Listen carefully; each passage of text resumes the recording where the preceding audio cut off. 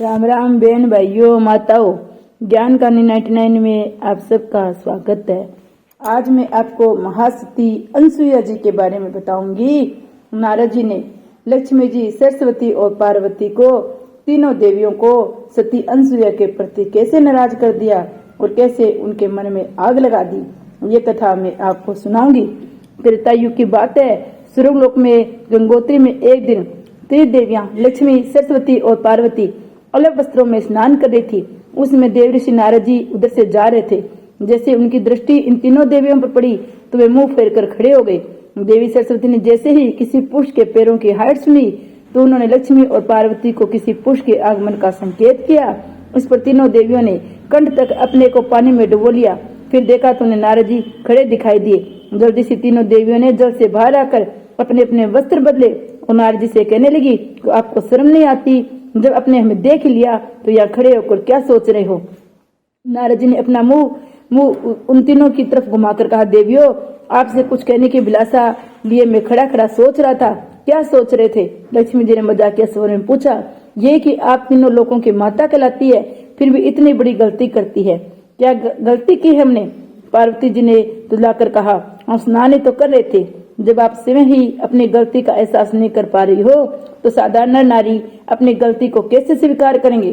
सरस्वती जी बोली, अरे छोड़ो बहन, इनका तो काम ही इधर उधर की लगाना है। चलो हम फिर से जल क्रीड़ा करते हैं। नारद जी बोले, देवियों, आप गंगोत्री में अलग वस्त्रों में स्नान करके इसका जल अपवित्र कर रही हैं, क्योंकि इसका जल संपूर्ण लोकों में जाता है और पूजा हवन में काम आता है। पार्वती बोली, हम तो इस प्रकार की जल क्रीड़ा करेंगे, इससे आपको क्या जाता है? चलो बहनों, देर किस बात की? तीनों फिर गंगोत्री की ओर चल दी। नारद जी बोले, देवियों, आपसे अच्छी तो सती अनसुईया है, जिनकी महिमा का गुणगान त्रिदेव किया करते हैं।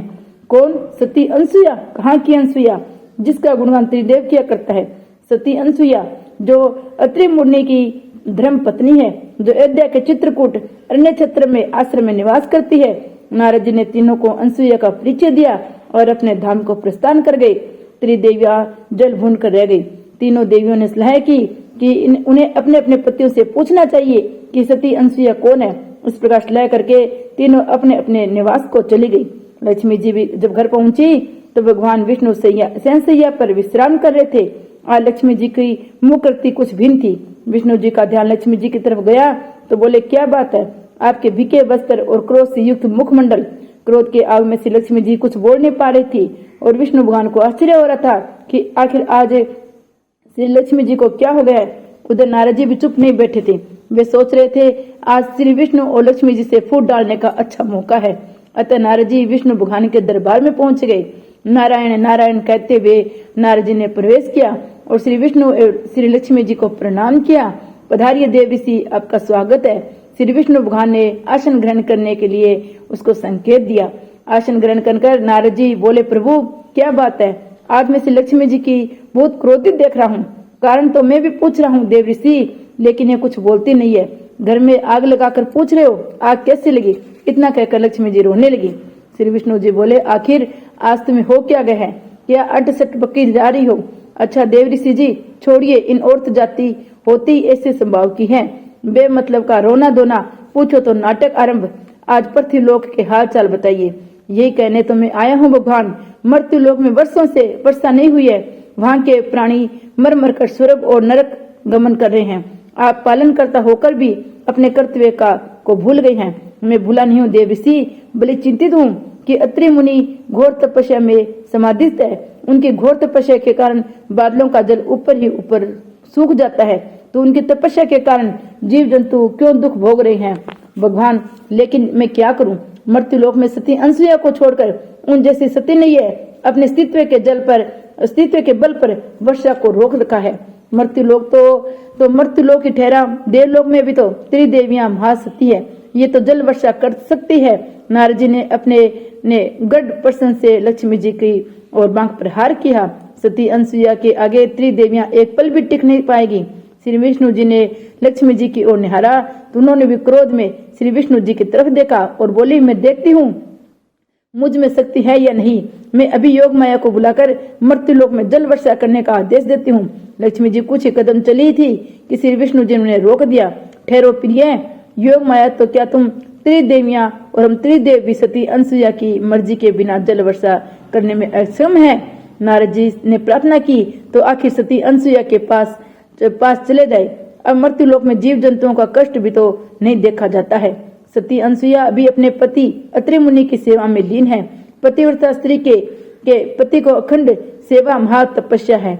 उनकी तपस्या भंग करने की शक्ति हम त्रिदेव में भी नहीं है। नारद जी ने श्री लक्ष्मी जी को प्रश्न करते हुए हेतु का, हे भगवान, आप तो कमाल की बात कर रहे हैं। आपकी कृपा से ही तो वह शक्ति अनसुईया में आई है। आप त्रिदेव चाहे तो सती अनसुईया अस्तित्व के त्रिदेव में आगे नहीं निकल सकती है। पतिव्रता के अस्तित्व को चुनौती देना हमारे बस की बात नहीं है। श्री विष्णु भगवान ने कहा। श्री लक्ष्मी जी ने क्रोध में कहा, ये बात आप कह रहे हैं, यह मृत्युलोक की एक साधारण नारी द्वारा मारी गई पति के बल पर ऐसी आवाज निकाली है।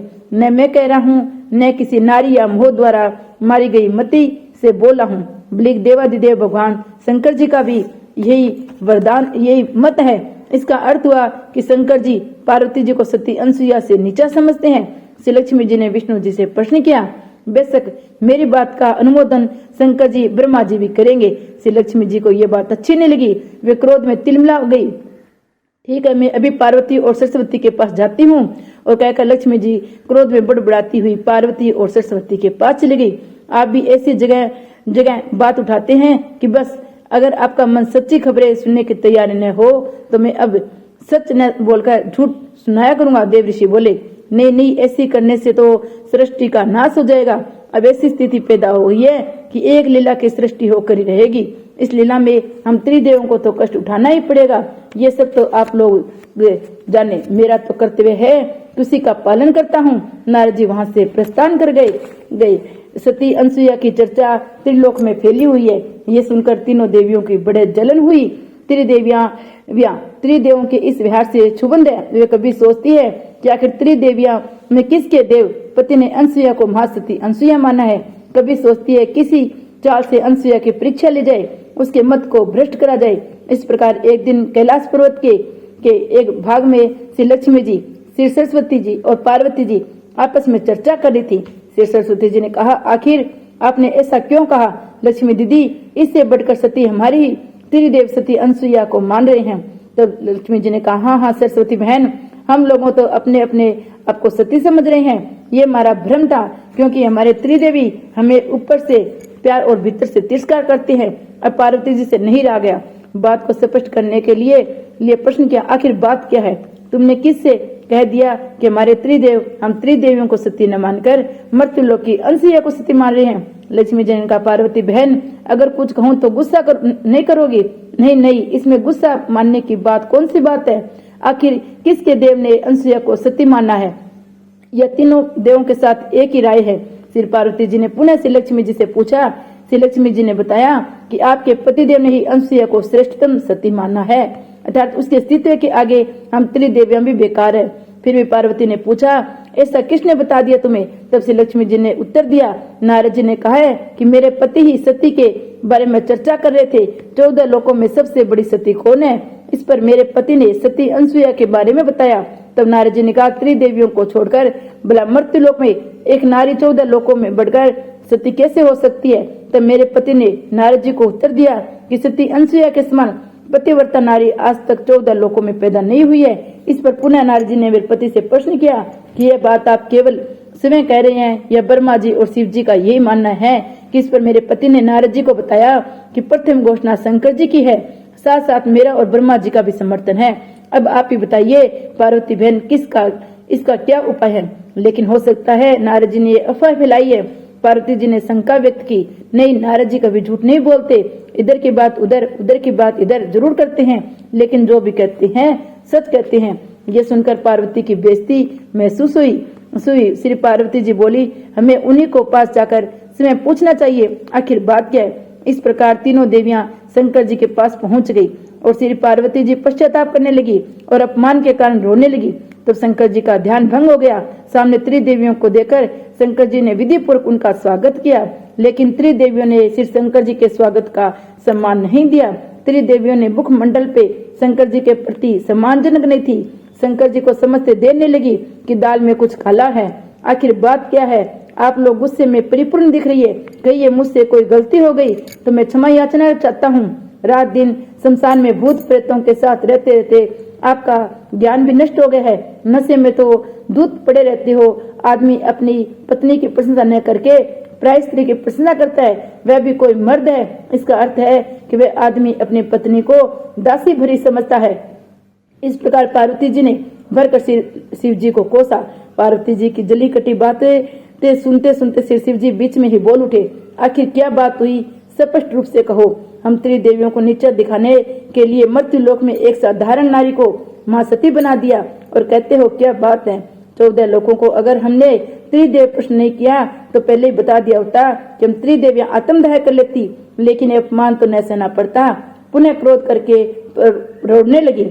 शंकर जी बोले, ओहो, आखिर किसने कहा कि हम त्रिदेव अपनी त्रिदेवियों से असंतुष्ट है। तो ये बताओ कि 14 लोकों में न सही त्रिलोक में कौन कौन देवियां श्रेष्ठ है। शिव जी को ये सुनकर हंस पड़े। बस इतनी सी बात, इस पर इतना गुस्सा क्यों होती हो, वह तो अत्रि मुनि की पत्नी सती अनसुईया श्रेष्ठ है। बोले शंकर जी का इतना कहना था। सरस्वती और लक्ष्मी जी पार्वती जी पर टूट पड़ी।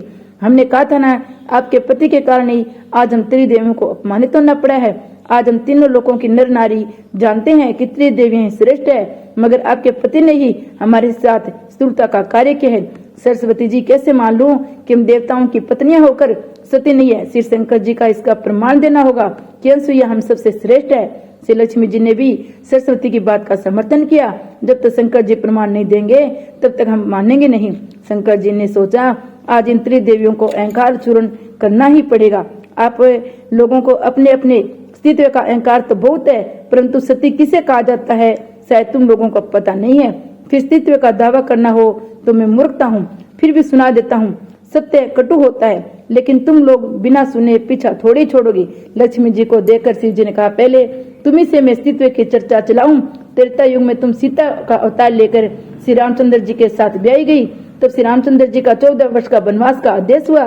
तब श्री रामचंद्र जी तुम्हें वन जानने के लिए मना कर रहे थे, लेकिन तुम नहीं मानी। नहीं, तुम्हारी जिद के कारण श्री रामचंद्र जी तुम्हें वन में अपने साथ लेके गए। वहाँ पति वाक्य का उल्लंघन हुआ। अब दूसरा प्रमाण दूं, वनवास के दौरान तुम दंडक वन में श्री रामचंद्र जी का साथ तुम्हारा समय व्यतीत हो रहा था। उसी में एक दिन लंकापति रावण ने अपने भाई मरीच के स्वयं मृग बनकर तुम्हारे सामने भेजा।